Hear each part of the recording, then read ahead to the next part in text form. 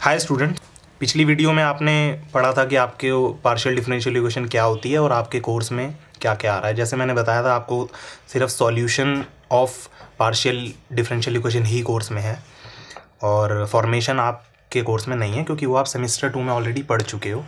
आ जाए तो आप कर भी शायद सकते हो, वैसे नहीं आएगा, पूछा नहीं जाएगा, मेजॉरिटी आपका यही पूछा जाएगा सॉल्यूशन। अभी इस वीडियो में हम होमोजीनियस इक्वेशन का सॉल्यूशन देखेंगे। जैसे कि मैंने आपको बताया था कि दो तरीके की partial differential equation, linear partial differential equation दो तरीके की होती हैं, होमोजीनियस और नॉन होमोजीनियस। उनमें फ़र्क क्या होता है कि होमोजीनियस में सारी टर्म्स का ऑर्डर जो होता है वो सेम होता है, नॉन होमोजीनियस में ऑर्डर डिफरेंट होता है, बस यही फ़र्क है। पिछली वीडियो भी आप देख सकते हैं और क्लियर होने के लिए। अब एक अजम्पशन हम ले लेते हैं कि डेल बाय डेल एक्स को हम मानेंगे डी और डेल बाय डेल वाई को मानेंगे हम डी डैश। फॉर एग्जाम्पल जैसे आपको दे रखा है del square z upon del x del y. तो आप लोग इसको इस तरीके से लिख सकते हो, del square by del x del y into z. तो आप देख रहे हो कि ये जो del square del x del y, अगर हम लोग इस जेड को अलग से रख लें तो ये वाली जो टर्म है पूरी, ये वाली जो पूरी टर्म है, इसको हम डी और डी डैश की फॉर्म में लिख सकते हैं, क्योंकि डेल बाय डेल एक्स होगा डी और डेल बाय डेल वाई होगा डी डैश। डेल स्क्वायर को आप डेल इंटू डेल अगर लिख लो तो आप देखोगे कि आप किसी भी पार्शियल डिफरेंशियल इक्वेशन को, लीनियर पार्शियल डिफरेंशियल इक्वेशन को आप इस तरीके की फॉर्म में लिख सकते हो, एफ डी और डी डैश। डी और डी डैश में कुछ रिलेशन होगा जैसा कि यहाँ पे है और कुछ है डी और डी डैश में, इसके आगे आएगा जेड, जेड मल्टीप्लाई में हर इक्वेशन को, हर लीनियर पार्शियल डिफरेंशियल इक्वेशन को आप लिख सकते हो। और ये इक्वल होगी किसी भी चीज़ के, ये इक्वल हो सकती है एक्स और वाई की, किसी भी फंक्शन के, जैसे एक्स प्लस वाई है, एक्स माइनस वाई है, कुछ भी। ये जैसे एक स्टैंडर्ड हमने लिखने का तरीका बनाया, ये आप लोगों को याद करने की ज़रूरत नहीं है, बस एक लिखने का तरीका है। तो ये बस इसलिए, जैसे बुक से भी आप कुछ प्रॉब्लम्स करोगे, कुछ प्रीवियस ईयर से करोगे, तो डी और डी डैश आपको पता होना चाहिए कि डी डैश है डेल बाय डेल वाई और डी है डेल बाय डेल एक्स। अब solution of linear partial homogeneous equation का क्या मतलब है? सॉल्यूशन का मतलब है कि किसी भी इक्वेशन में कोई, जैसे आपको इक्वेशन दी है, हम जैसे जो हमने पिछली बार इक्वेशन ली थी हम वही देख लेते हैं कि हमने जो इक्वेशन ली थी, जैसे 2 del cube z upon del x cube minus 3 del cube z upon del x square del y is equal to, हम ले लेते हैं एक्स माइनस वाई अभी के लिए। ये ऐसे ही कुछ भी मैंने इक्वेशन ले ली है। इसमें आपको इस इक्वेशन में एक्स वाई और जेड का रिलेशन निकालना है। फॉर एग्जांपल जैसे आ सकता है z is equal to log of x minus y, कुछ भी आ सकता है, मुझे नहीं पता क्या आएगा, ये गलत भी हो सकता है, ये गलत है ही, कुछ भी आ सकता है, मतलब जेड और एक्स और वाई में रिलेशन आ जाए बिना डेल फंक्शन के। तो जेड एक्स वाई में रिलेशन आ जाए, जेड एक्स वाई एक तरीके से सॉल्व हो जाए बिना किसी और वेरिएबल के आए, उसी को हम बोलते हैं कि डिफरेंशियल इक्वेशन सॉल्व हो गई है। सॉल्यूशन निकालने के लिए, कंप्लीट सॉल्यूशन निकालने के लिए हमें दो चीज़ें रिक्वायर्ड होती हैं, एक सी एफ, एक पी आई। इस वीडियो में हम सिर्फ सी एफ देखेंगे कि सी एफ क्या होता है और सी एफ कैसे निकालते हैं। पी आई के लिए हम अगली वीडियो में देखेंगे। सी एफ का मतलब होता है कॉम्प्लीमेंट्री फंक्शन। तो अभी हम सिर्फ होमोजीनियस, लीनियर होमोजीनियस इक्वेशन की बात कर रहे हैं, तो हम सिर्फ होमोजीनियस वाली का ही देखेंगे, सी एफ कैसे निकालते हैं। नॉन होमोजीनियस के लिए अलग से वीडियो बनेगी, वो आप देख सकते हो। तो सी एफ निकालने के लिए सबसे पहले आपको क्या करना है, सबसे पहले क्वेश्चन के अंदर आपको डी को एम मान लेना है और डी डैश को 1 मान लेना है। ये बेसिक स्टेप है। अभी हम इसको एक प्रॉब्लम में भी देखेंगे एग्जाम्पल के तौर पे, और उसके बाद आपको देखना है जो भी रूट्स आएंगे, डी को एम मान के और डी डैश को 1 मान के इक्वेशन को सॉल्व कर लेना है, और जो भी रूट्स आएंगे उनकी नेचर चेक करनी है कि डिस्टिंक्ट हैं या सिमिलर हैं या रूट्स रिपीट हो रहे हैं, जो भी। तो हम लोग एक प्रॉब्लम ले लेते हैं। तो ये हम लोगों का प्रॉब्लम है, सी एफ निकालना है हमें इस प्रॉब्लम में, अभी सिर्फ पी आई वगैरह नहीं निकालना है। तो आप लोगों को सबसे पहले तो चेक करना है कि होमोजीनियस इक्वेशन है कि नहीं है। तो आप देख सकते हो इसका ऑर्डर 1 है, ये इसका भी ऑर्डर 1 है, इसका भी 1 है, इसका भी 1 है, सब कुछ फर्स्ट ऑर्डर का है, दोनों ब्रैकेट। इसको आप अगर मल्टीप्लाई करके लिख लोगे तो सब कुछ सेकंड ऑर्डर का हो जाएगा। तो मतलब आपकी ये होमोजीनियस इक्वेशन है, मल्टीप्लाई करके आप लिख लोगे सेकंड ऑर्डर की होमोजीनियस इक्वेशन ये आ जाएगी।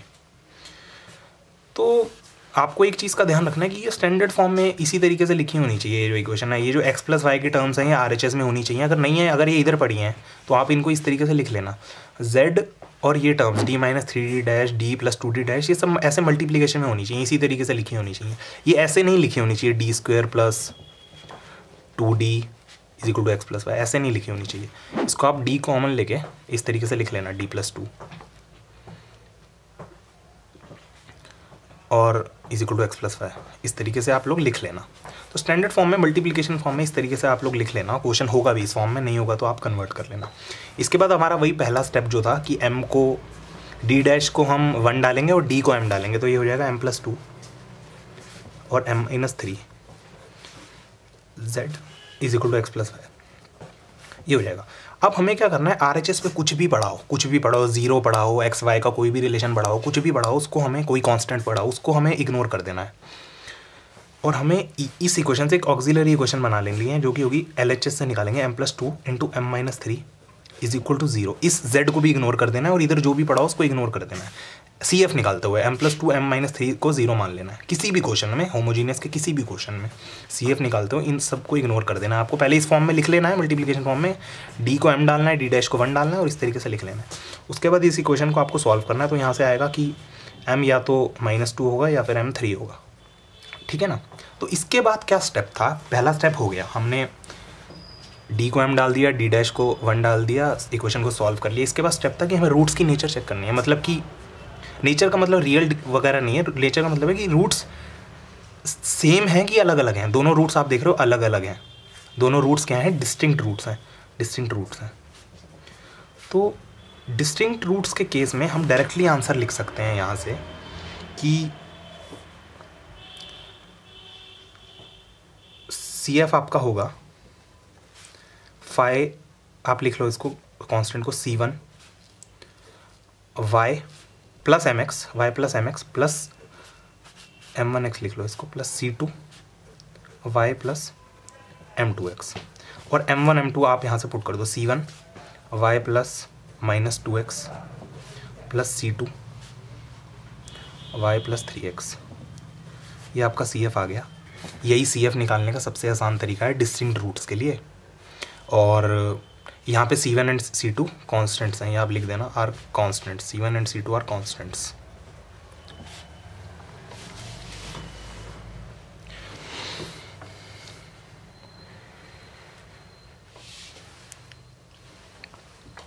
इसके अलावा अगर रूट्स डिस्टिंक्ट ना आए, रूट्स अगर सिमिलर रूट्स आ जाएं, फॉर सिमिलर रूट्स, ये सेकंड केस है हमारा, ये हमारा फर्स्ट केस था डिस्टिंक्ट रूट्स वाला। सेकंड रूट्स है for similar roots. For example आपके इस तरीके से रूट्स आ जाएं कि m1 आपका आ जाए 2, m2 भी 2 आ जाए, और एक रूट आपका और आ जाए m3 आ जाए अगर क्यूबिक इक्वेशन है तो, जो कि हो -3। तो इसका CF होगा C1 y plus mx plus x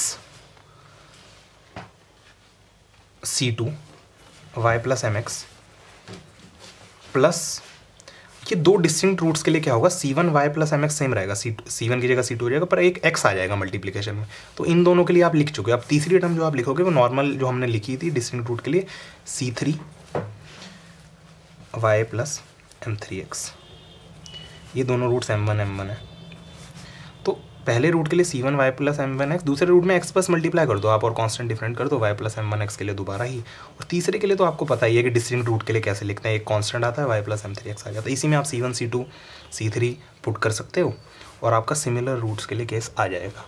हम एक अजम्पशन मान के चलेंगे कि d जो है हमारा d वो डेल बाय डेल एक्स के बराबर है, और d डैश जो है वो डेल बाय डेल वाई के बराबर है, d dash del by del y के बराबर है, और d जो है वो डेल बाय डेल एक्स के बराबर है। इसके अलावा कुछ एजम्पशंस हमारे पास और हैं। हम del by del x, del Z by del x को हम p मान लेंगे, q को हम मान लेंगे del Z by del Y, r को मान लेंगे del 2z upon del x2, s को मान लेंगे del two Z upon del x del Y, और टी को मान लेंगे del two Z upon del Y two. P Q R S T, ये 5 वेरिएबल सेकंड ऑर्डर के हैं, ये 3 और ये फर्स्ट ऑर्डर के हैं। ये हमें याद होने चाहिए। ये कुछ नहीं है, कुछ अलग चीज़ नहीं है, कुछ नया नाम नहीं है, बस यही है कि इनको हमने डिनोट कर दिया ताकि हम क्वेश्चन को थोड़े ठीक से लिख पाएँ। अगर आपसे क्वेश्चन कोई इस फॉर्म में आ जाए, जैसे ये क्वेश्चन हमने किया कि इस इक्वेशन को आपने सॉल्व करना है, तो इस इक्वेशन को सॉल्व करने के लिए हमें 2 चीज़ें चाहिए, एक तो सी एफ चाहिए और दूसरा पी आई चाहिए। अब सी एफ कैसे निकालते हैं वही हमने अभी तक पढ़ा है, तो हम सी एफ तक ही निकालेंगे, पी आई हम इस इक्वेशन का नहीं निकालेंगे। और इसके अलावा आप लोग देखेंगे कि ये जो डिनोशंस हैं ये हमें कैसे हेल्प करेंगी। फॉर एग्जांपल जैसे एक क्वेश्चन है कि इस इक्वेशन को आपको सॉल्व करना है, तो पहले हम इसका सी एफ निकाल लेंगे, पी आई अभी हमने निकालना सीखा ही नहीं है, तो हमें ये आर टू एस टी की फॉर्म में दे रखा है, तो हम इसी को नॉर्मल फॉर्म में पहले लिख लेंगे क्योंकि डिनोशंस अब हमने सीख ली हैं। आर को हमने लिख लिया del two Z upon del X two, इसी तरीके से टू एस को लिख लिया del two Z upon del x del Y, और टी को लिख लिया del two Z upon del Y square, यहाँ से उठा के। अब इस इक्वेशन को हमें डी और डी जेड की फॉर्म में लिखना है, तो इस इक्वेशन से हम देखेंगे कि ये जेड को तो हम बाहर ले लेते थे डी और डी डैश में, तो किस तरीके से लेते थे हम लोग वो देख लेते हैं। हम इसको लिखेंगे डेल बाय डेल एक्स को हम लेते थे डी, तो ये उसी का सेकंड ऑर्डर है, तो हम उसको लिख लेंगे डी स्क्वायर, और इसमें डेल बाय डेल एक्स भी है और डेल बाय डेल वाई भी है, तो हम इसको लिख लेंगे डी डी डैश, और del Z by del Y को हम लेते थे डी डैश, और ये उसी का सेकंड ऑर्डर है, तो इसको हम लिख लेंगे डी डैश का स्क्वायर पावर 2, और ये सब जेड से मल्टीप्लाई होगा क्योंकि जेड हमने अभी तक नहीं लिखा था। तो ये आप जब इसको हमने एक तरीके से रिप्रेजेंट कर दिया इस फॉर्म में, और ये इसी तरीके से रहेगा। अब हमने सी एफ निकालने के लिए पहला स्टेप देखा था कि सबसे पहले हम लोग क्या करेंगे, सबसे पहले डी को हम डाल देंगे एम, और डी डैश को हम डाल देंगे 1, तो हम वही करते हैं। इसमें हम लिखेंगे एम स्क्वायर प्लस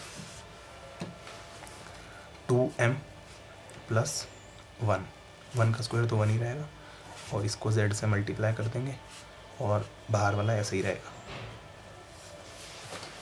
इस इक्वेशन को हम लोग क्या करेंगे कि जैसे हमने देखा था कि इसको हम ऑक्सिलरी इक्वेशन एक हम बना लेते थे, उसमें हम जो भी RHS में बड़ा होता था उसको इग्नोर कर देते थे, इसको इग्नोर कर देते थे और z को इग्नोर कर देते थे, बचे हुए को 0 से इक्वेट कर देते थे। तो वही काम हम करेंगे, M square plus 2m plus 1 को हम 0 से इक्वेट कर देंगे, और अब इसको सॉल्व कर लेंगे। ये हमारी ऑक्सिलरी इक्वेशन है। इस तरीके से हम एग्जाम में लिख सकते हैं कि ऑक्सिलरी इक्वेशन हमने निकाल दी है, तो यहाँ तक जो भी है एग्जामिनर को दिख जाए कि यहाँ तक तो आपने सही किया है, यहाँ तक आपको मार्क्स मिल जाए, तो साफ साफ ऐसे आप लिख सकते हैं। इसी को आप सॉल्व कर लेंगे, प्लस m प्लस 1, बिल्कुल बेसिक करके मैं आपको दिखा रहा हूँ कि किस तरीके से करते हैं। इसको इस तरीके से आप लिखेंगे, फिर ये आएगा m plus 1 into m plus 1 is equal to 0।